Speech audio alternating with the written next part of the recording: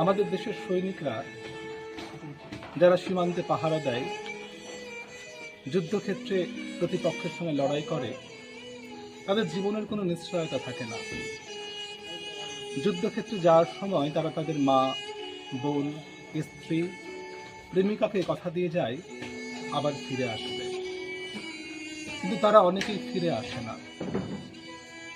এক তরুণ সৈনিক তার উপার্জনের টাকা তার মা বাবাকে পাঠাতো এবং বলেছিল তাদের মাটির ঘর যেদিন পাকা ঘরে পরিণত হবে এবং গৃহপ্রবেশের দিন সে বাড়ি ফিরে আসবে। সে বাড়ি ফিরে আসলো বটে, কিন্তু কফিন বন্দি হয়ে। এক সদ্য বিবাহিতা স্ত্রী যার সৈনিক স্বামী যুদ্ধক্ষেত্রে যাওয়ার সময় প্রতিশ্রুতি দিয়ে গিয়েছিল আবার সে ফিরে আসবে, সেই স্ত্রীর হাতের মুখের রং উঠল না। সে ফিরে আসলো কিন্তু লাশ হয়ে। এরকম ভাবনার উপরেই লেখা ১০ম শ্রেণীর পাঠ্যপুস্তকের অন্তর্গত পাবলো নেরুদার লেখা অসুখী একজন কবিতাটি আজ সবার জন্য। তাকে ছেড়ে দিলাম, অপেক্ষায় দাঁড় করিয়ে রেখে দরজায়। আমি চলে গেলাম দূর দূরে। সে জানতো না আমি আর কখনো ফিরে আসবো না।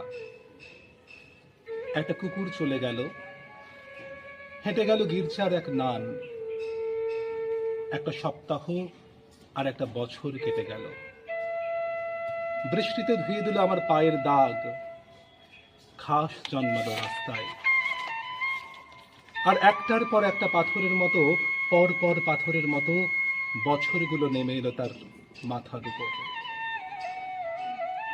তারপর যুদ্ধ এলো, রক্তের এক আগ্নেয় পাহাড়ের মতো। শিশু আর বাড়িরা খুন হলো, সেই মেয়েটির মৃত্যু হলো না। সমস্ত সমতলে ধরে গেল আগুন।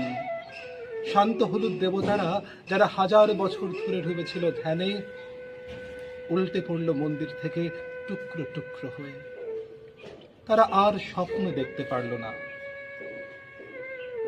সেই মিষ্টি বাড়ি, সেই বারান্দা যেখানে আমি ঝুলন্ত বিছানায় ঘুমিয়েছিলাম, গোলাপি গাছ, ছড়ানো করতলের মতো পাতা চিমনি, প্রাচীন জল তরঙ্গ সব চূর্ণ হয়ে গেল, জ্বলে গেল আগুনে।